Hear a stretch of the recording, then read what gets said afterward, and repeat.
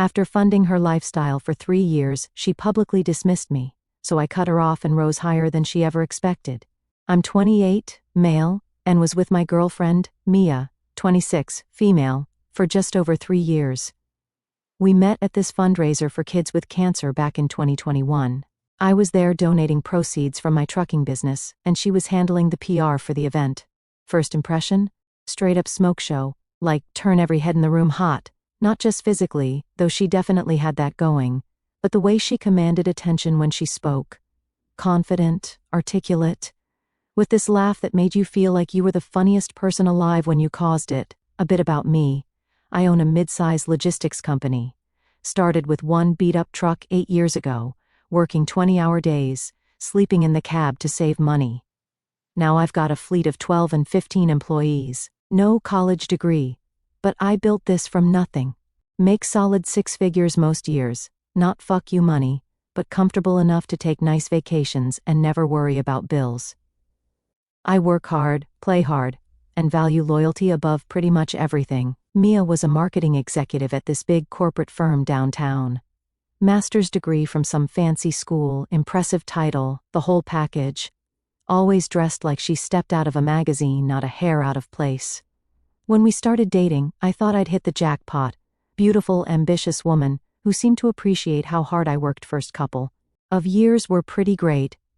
I'm a simple guy with simple needs, good food, good company, and someone who appreciates the little things. I'd surprise her with weekend trips to the coast, remembering her favorite perfume brand. All that cliché romantic shit. My mom raised me right. Treat your woman like gold, and she'll treat you like a king. That was always my philosophy.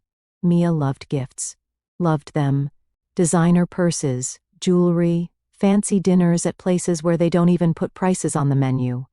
And I was happy to provide. When she had a bad day at work, I'd show up with her favorite takeout and a new pair of earrings. When she needed a new laptop, I bought the top-end MacBook without blinking. When her car broke down, I covered the $3,200 repair bill without hesitation. That's just who I am. I take care of my people. Sometimes her friend Kate would be around when I dropped stuff off. Teacher, quiet type, she'd always thank me, even when Mia didn't, offer me a drink. Maybe ask how work was going before disappearing into whatever room Mia had her waiting in. Seemed nice enough. Just didn't stand out much next to Mia's big energy. Looking back, there were signs I missed. Like how in the beginning she'd post couple pics of us on her Instagram, but over time it became just solo shots from our vacations I paid for. Or how she'd introduce me to her college friends but never her work colleagues. Or how, when we went out to dinner with my buddies and their wives, she'd be on her phone half the time, clearly bored. There was this one time we were at this fancy steakhouse with my main client, a dude who gives me about 40% of my business. Great guy, salt-of-the-earth type who started his manufacturing company in his garage. During dinner, he was telling the story about hunting with his sons, and I noticed Mia texting under the table, this little smirk on her face. Later, I saw a text on her phone from her friend, "How's dinner with the hillbillies?" Mia had replied, "Kill me now." Jack's client just spent 20 minutes talking about gutting a deer. I confronted her about it in the car, and she got defensive. "It was gross, Jack, and you just sat there laughing like it was the funniest thing ever." "That man's business pays for half the shit in our apartment," I reminded her. She rolled her eyes. "God, you're so sensitive. It was just a text to Diane, not like I said it to his face." I let it go. Pick your battles, right? But looking back, that was the moment I should have seen who she really was. The biggest red flag, though? In 3 years, she never once brought me to any company event. Not the Christmas parties, not the summer picnics, not the charity galas. Always had excuses. "It's just going to be boring shop talk. It's only for employees. You wouldn't know anyone there. The tickets are limited this year. It's really just a networking event." I believed her because, well, why wouldn't I? She was my girl. I trusted her. When you love someone, you give them the benefit of the doubt, even when your gut is screaming at you. 2 months ago, Mia got promoted to senior marketing director. Big deal, with a fat raise, like a $30,000 bump, plus stock options. She was over the moon, talking about it for weeks. Her company was throwing this fancy dinner at some upscale steakhouse to celebrate her, and a couple other execs who got bumped up. Babe, can you believe it? All those years of ass-kissing finally paid off. She laughed while trying on dresses in our bedroom. This opens up so many doors. VP track for sure now. That's awesome, babe. I'm proud of you, I said, meaning it. Despite our issues, I genuinely wanted her to succeed. When's the dinner? Should I rent a tux, or will my navy suit work? She got this look, not quite an eye roll but close, that micro-expression thing where someone's true feelings flash across their face before they can hide it. Contempt. That's what it was. Oh, it's just for the executive team and their spouses. Corporate politics, you know. I nodded, but something felt off. Their spouses can come, but I can't? Well, their spouses are, they're all part of that world. Lawyers, doctors, finance people. She didn't finish the thought, but I got it, not truck drivers. I own a logistics company, I corrected her, feeling that familiar burn in my chest. I'm not out there driving the trucks myself. I know, babe, and I'm so proud of what you've built, she said, that PR smile firmly in place. It's just, these people are different. They'd talk about their summer homes in the Hamptons, and you'd be bored to tears. Trust me, I'm saving you from a miserable evening. I let it go. Pick my battles, right? Over the next 2 weeks, she wouldn't stop talking about the dinner, how it was the biggest night of her career, how everything needed to be perfect, how her boss was flying in from the East Coast just to be there. Then came the asks. First, she needed a new outfit, something classy but bold, which ran me a few hundred. Then came the shoes, designer of course on sale, she claimed. Hair and makeup? Everyone's getting professionally styled. Finally, she hit me with a request to help cover the dinner reservation. Around $500, framed as a small contribution because the company's paying most of it, but the promotees are expected to pitch in. Every ask came with the same line. It's like showing appreciation, she explained about the dinner contribution, like I'm acknowledging the investment they're making in me. I wrote the checks without complaint. That's what partners do, support each other. Plus, I was genuinely happy for her success. I remembered when I landed my first big contract, how validating it felt. Wanted her to have her moment. The night before the dinner, she was all nerves, trying on her outfit for the 10th time. Outfit probably cost more than my first transmission repair. You look amazing, I told her. They're going to be blown away. She smiled, but it didn't reach her eyes. Thanks. I just need everything perfect tomorrow. They bring in the CEO, and if I make a good impression, it could fast-track me to the executive committee. That night I couldn't sleep. Got up for some water, around 1 a.m., and overheard her on the phone in the bathroom, talking in that hushed voice people use when they don't want to be heard. No, he's fine with it. He doesn't even know where it is. Trust me, it's better this way. Last thing I need is him talking about truck routes while I'm trying to impress the CFO. I know, right? Can you imagine? This is my boyfriend, he's a real-life Smokey and the Bandit. Then she laughed. That same laugh that got me hooked 3 years ago. But now it was aimed at me. I pretended to be asleep when she came to bed. Lay there for hours replaying every moment of our relationship, wondering how many other times she'd laughed at me behind my back. By morning I was done playing along. Not angry, just clear. I wasn't going to argue, beg, or give her another dollar. I was going to remind her exactly who I was without raising my voice once. And I made a decision. I just wanted to see what these company events she always excluded me from were really like. Wanted to see her in her natural habitat, so to speak. I did some digging, found the restaurant online, this place called Embers, where they age the steaks for 60 days and you need a reservation a month in advance. Called them, pretending to be confirming the corporate reservation details. Got the time, the private room name, everything. Easy.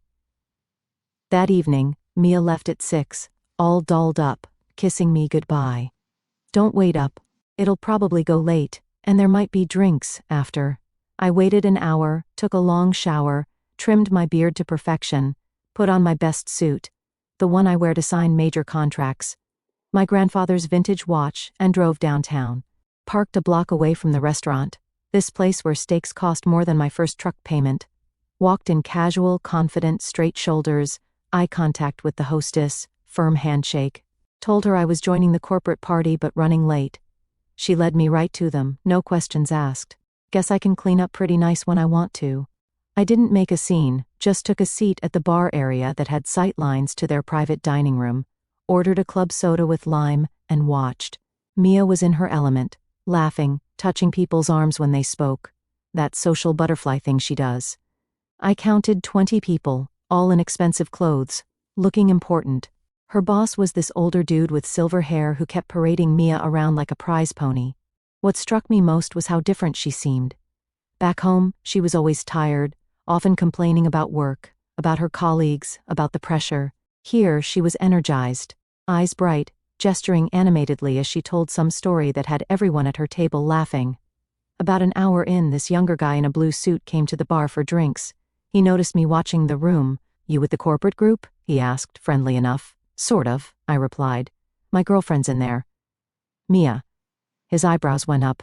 "Mia, the marketing wizard? You're dating Mia?" I nodded, taking a sip of my club soda. 3 years now. That's wild. She never mentioned. He caught himself. "I mean, congratulations on her promotion." "Thanks," I said. "Mind if I ask what she's like at work?" "She doesn't talk about it much." Blue suit got chatty after a couple drinks, told me Mia was a shark in heels. Ambitious, cutthroat, always working angles to climb higher, but respected. Definitely respected. "She's basically the reason we landed the Westfield account," he said. "Worked 80-hour weeks, outmaneuvered our competitors. Boss loves her. She work closely with the team, make friends at the office?" I asked, trying to sound casual. He shrugged. "She's selective with her time. Doesn't really do the happy hour thing unless higher-ups are there." Then he grinned. "Though there was that Christmas party last year. Man, your girl can dance. Christmas party. The one she told me was canceled due to budget cuts.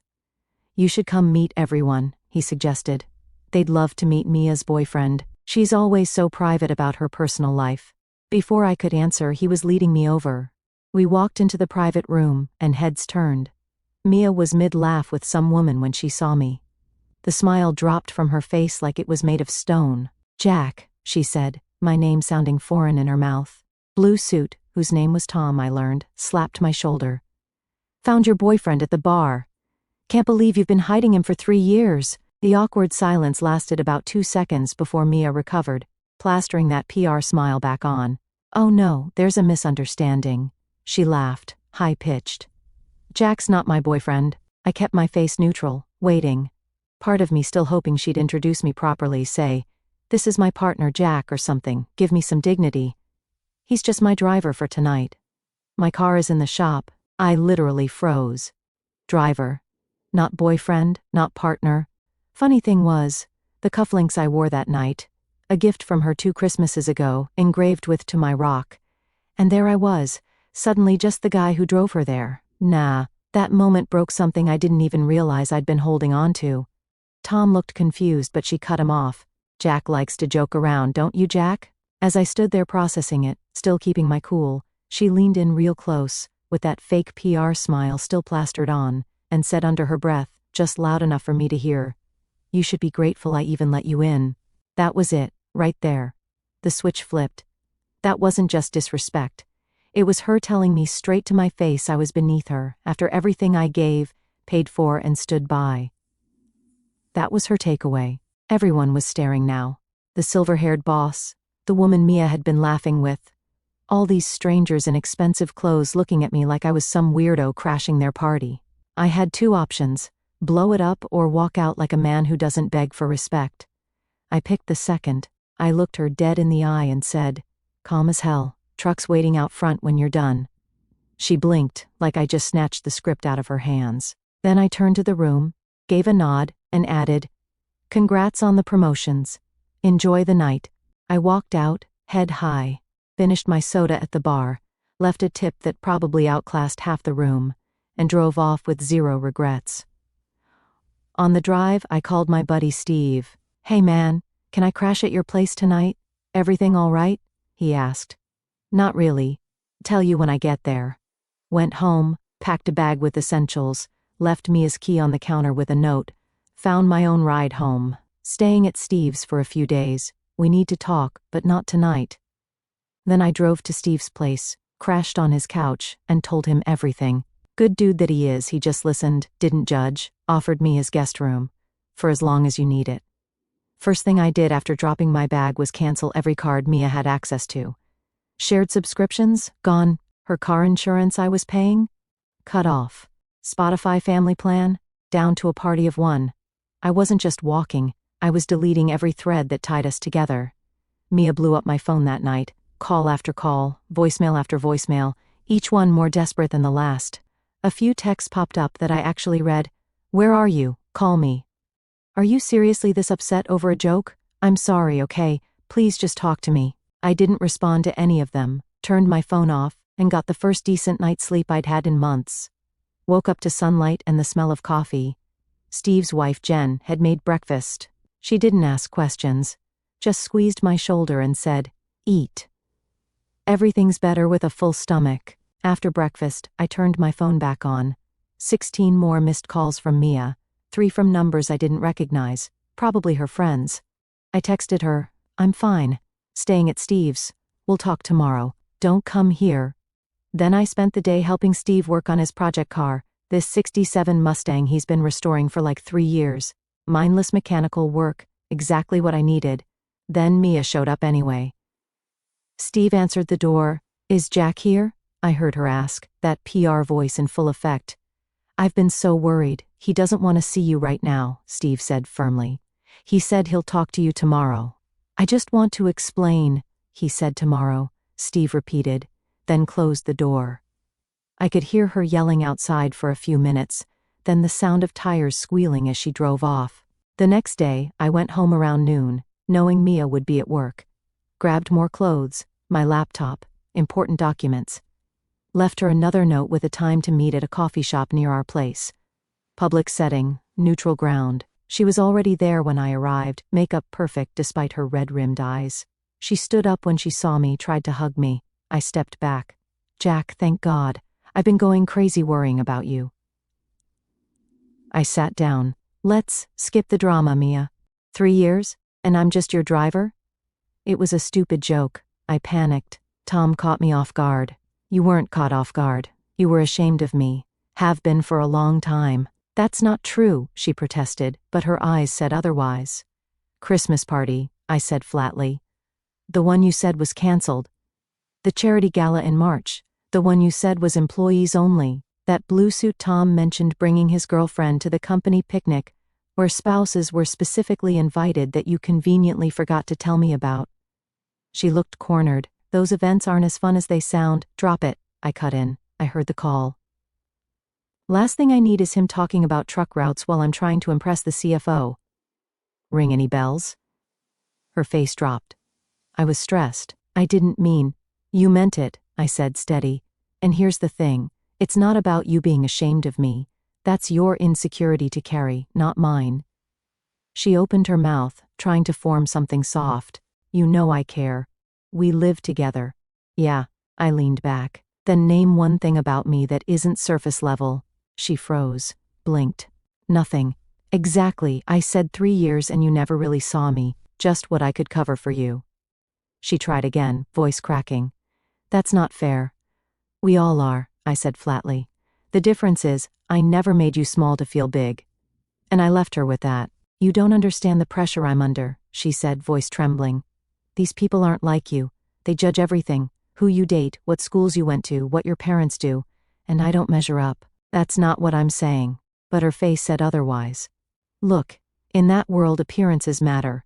You don't have a degree, you drive trucks for a living." "I own a trucking company," I corrected her, voice still level. "I employ 15 people. I make more money than half those suits in there." She sighed, like I was missing the point. "It's not about money, Jack. It's about fitting in. You don't understand how it feels, dating someone with no degree in a room full of MBAs. They'd never take me seriously. I'd had enough. She doesn't get it. Even when I'm addressing the issue, she still disrespects me. 3 years of my life spent with someone who was ashamed of me, who saw me as something to hide, who took my money, my time, my love, but thought I should be grateful to even be in her orbit." "I think we're done here," I said, standing up. "What?" "Jack, no, please, we can work on this. I'll do better. I'll bring you to work events, I promise." "Too late," I said. "I'll be by tomorrow with Steve to get the rest of my stuff. You can keep the apartment until the lease is up in 2 months. I'll pay my half of the rent. After that, you're on your own. Where will you go? She asked, voice small. Not your problem anymore. As I walked away, she called after me. You're making a mistake. 3 years, Jack. Are you really throwing away 3 years over one stupid comment? I turned back. Nah, I'm walking away from being the guy who funded your lifestyle but wasn't worth acknowledging in public. That's what I'm walking away from. I left her crying in the coffee shop, blocked her number before I even got to my truck. A week later, I was settling into a small apartment Steve's cousin was renting out. Nothing fancy but clean and affordable. Started throwing myself into work, hitting the gym more often, reconnecting with friends I'd neglected while with Mia. One afternoon, I was grabbing lunch at this deli near my office when someone tapped my shoulder. Turned around to find Kate standing there with a hesitant smile. Hey Jack, she said, shifting her weight. I heard what happened. Wanted to check if you're okay. I'm getting there, I replied. Surprised to see her.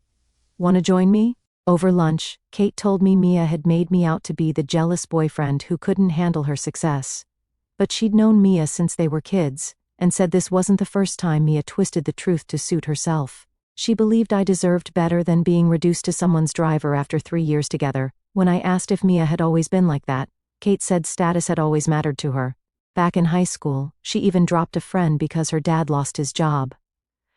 I asked why she stayed friends with someone like that, and she just shrugged, saying it was history. Mia could be incredibly charming when it served her, and for someone like Kate, who didn't make friends easily, that charm had kept her around longer than it should have.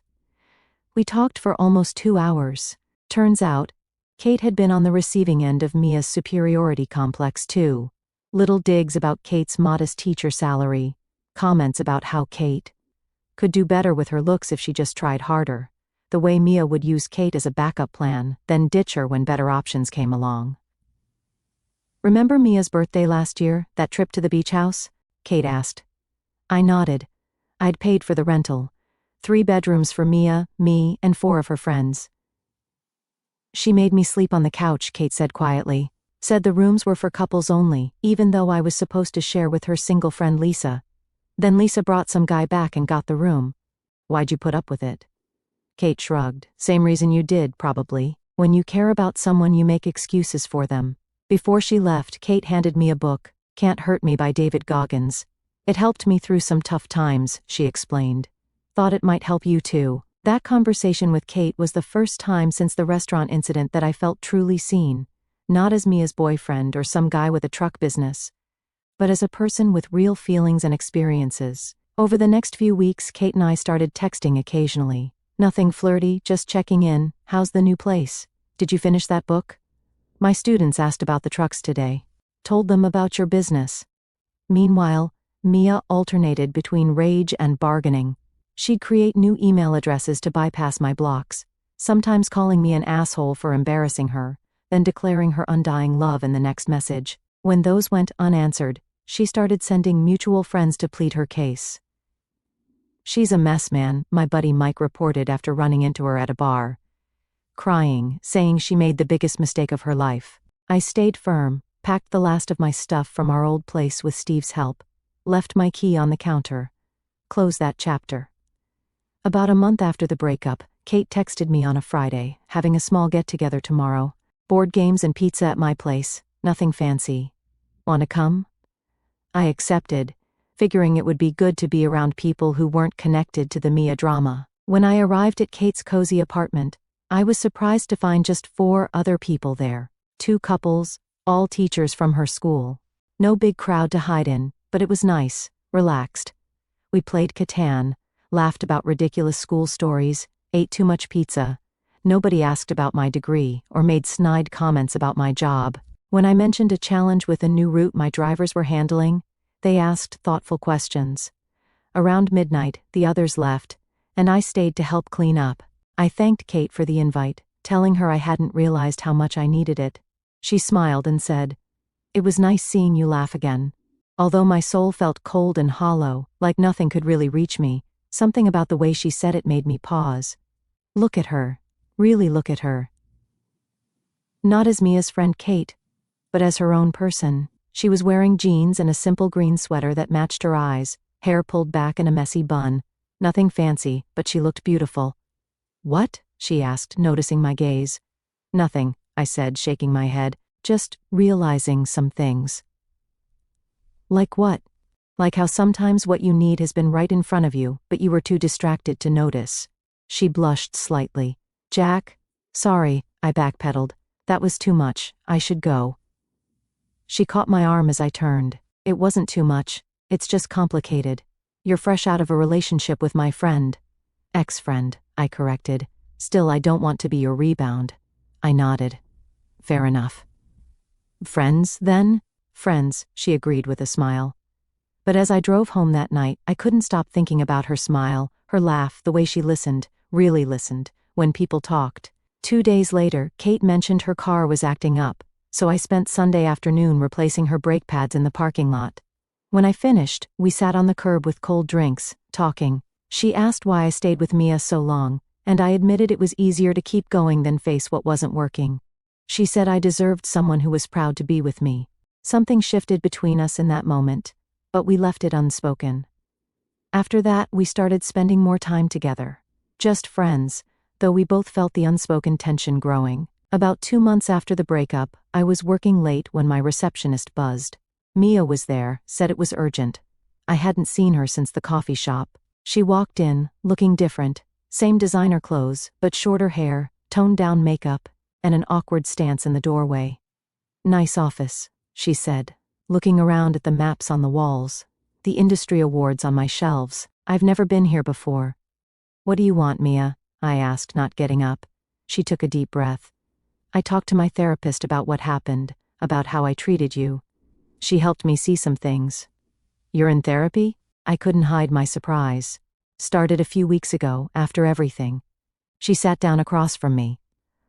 I've been doing a lot of thinking about why I was so ashamed to introduce you to my work friends, why I lied about all those events. My whole life, I've been taught that success means a certain kind of man. My mother always said I should find a doctor, a lawyer, someone with credentials she could brag about to her friends. When I brought home a guy who worked at a record store in college, she said I was selling myself short. I listened, face neutral.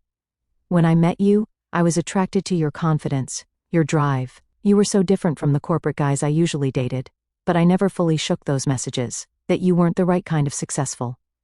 She looked away. I know how awful that sounds. It does, I agreed. Then she started in with the whole I compartmentalized my life thing, like somehow splitting me from her career ambitions made everything okay. Said she missed me, was miserable without me, wanted another shot. Typical too little too late talk. I looked at her. The same woman who called me her driver. Sure, I believe you're sorry, I said, leaning back. And good luck with therapy, but, nah, we're done. Some shit just can't be undone. Her face tightened. This about Kate? I tilted my head. Why you suddenly care? I've seen you two at the park, the mall. Your truck was at her place late. I just shrugged and she blinked. Did you even wait a month before sleeping with my friend? I stood up, calm as ever. Mia, what I do now is none of your business. You made that clear when you introduced me as your driver in front of your whole executive team. Funny how a guy who talks about truck routes suddenly matters so much to you. She was getting heated. Kate's jealous. She's just using you to get back at me. I laughed. If anyone's got a reason to get back at you, it's Kate. For making her crash on a couch during a trip I paid for. But she's not like you. She actually sees me, listens, respects me. You had 3 years and never did either of those things. She stood up, practically shaking. This isn't over. It's been over, I said, heading for the door. You just didn't notice because everything's always been about you. She stormed out so hard one of my plaques fell off the wall. I didn't even flinch, just grabbed my phone and called Kate. Mia just dropped by my office. Apparently, I'm not allowed to move on with her friend. You good? Kate asked. Yeah, she's unraveling. Mind if I come by? Dinner's already in the works, she said. And, hey, just so you know, I've always been proud of you. That right there, that's the difference. A month after Mia's office ambush, I was signing a major contract with a national shipping company. Biggest deal of my career, doubled the size of my business overnight. The kind of contract that changes everything. I'd been working toward this for years, putting together the perfect pitch, demonstrating our reliability with smaller contracts, building relationships. When the CEO shook my hand and said, "We're looking forward to a long partnership, Jack," I felt something I hadn't experienced in a long time. Pure, uncomplicated pride. No one to impress, no one to prove myself to, just satisfaction in what I'd built. Kate was the first person I called. That night she made steak, lit candles, played music, so thoughtful.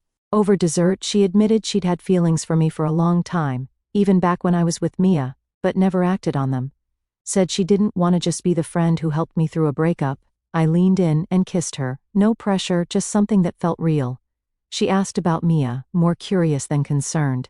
I told her I didn't give a shit anymore. She nodded, said they hadn't spoken since the breakup, and that Mia's last message wasn't worth replying to. That was that. Kate stayed over that night and most nights after. 2 days after that first night together, my phone rang with an unknown number. I almost ignored it, thinking it might be MIA with yet another new number, but something told me to answer. "Jack, this is Richard. We met briefly at Embers a few months back. I was hoping we could meet to discuss a business opportunity." Richard, Mia's silver-haired boss from the dinner. What the hell? I needed to see what he's up to, so we met for lunch at a steakhouse near his office. He was straightforward. "Our current shipping partner is consistently late, losing packages, and generally becoming a liability. I remembered you mentioned owning a logistics company. I looked into your operation after that night, and was impressed by your track record." "How'd you know it was my company?" I asked. He smiled slightly and said that after that interesting dinner, he'd gotten curious, looked into me, and found out I wasn't just some driver but the guy running the whole operation. Said the reviews and track record spoke for themselves. We spent an hour talking business and outlined the basics of a deal. As we wrapped up, Richard mentioned Mia was no longer with the company. Said her behavior that night raised concerns about her judgment. I kept it neutral, told him I didn't wish her harm but wasn't exactly torn up about it. He nodded and said he always felt she underestimated me. It was obvious, even in those few minutes, that she didn't see my worth. We shook hands, and I left with a potential new client and the strange satisfaction of knowing the universe occasionally delivers justice on its own. Last I heard, Mia moved to another city for a fresh start. She tried calling me a few times before she left, but I never picked up. Got a long email about how sorry she was, how she'd made a terrible mistake, how she'd always love me. I didn't respond. Some bridges stay burned. She found out about Kate and me through social media. Kate had posted a picture of us hiking, nothing provocative, just two happy people on a mountain. Mia sent a final text, "I guess it all worked out for you two. Hope you're both very happy with yourselves." I blocked that number too. Kate and I have been together 8 months now. She's moving in officially next week, though most of her stuff is already here. Her second-grade students drew pictures of trucks for her to bring to my office. They're hanging in frames on my wall, right next to my business license. Worth more to me than any fancy degree. My company's expanding. Hired 5 more drivers. Added 3 trucks to the fleet. Looking at opening a second hub in the neighboring state. Kate's been amazing through it all, celebrating the wins, helping me think through the challenges, reminding me to take breaks when I'm working too hard. Sometimes I think back to that moment in the restaurant, when Mia called me her driver. As humiliating as it was also the wake-up call I needed. It forced me to see what had been happening for years, that I was with someone who wasn't just wrong for me but actively ashamed of me. If she hadn't been so blatant about it that night, who knows how many more years I might have wasted, how much more money I'd have poured into her endless demands, how many more times I'd have swallowed my pride when she made subtle digs at my career or education. Sometimes the universe kicks you in the teeth to wake you up. Most guys reading this probably know what I'm talking about. That gut feeling when something's off, but you can't quite name it. The subtle digs that leave you feeling like you're not enough. The constant need to prove your worth. If you're experiencing that, get out. Life's too short to be with someone who makes you feel small. Sometimes the best revenge isn't some elaborate scheme. It's just living well and finding someone who's proud to stand beside you. Someone who introduces you as her boyfriend, not her effing driver.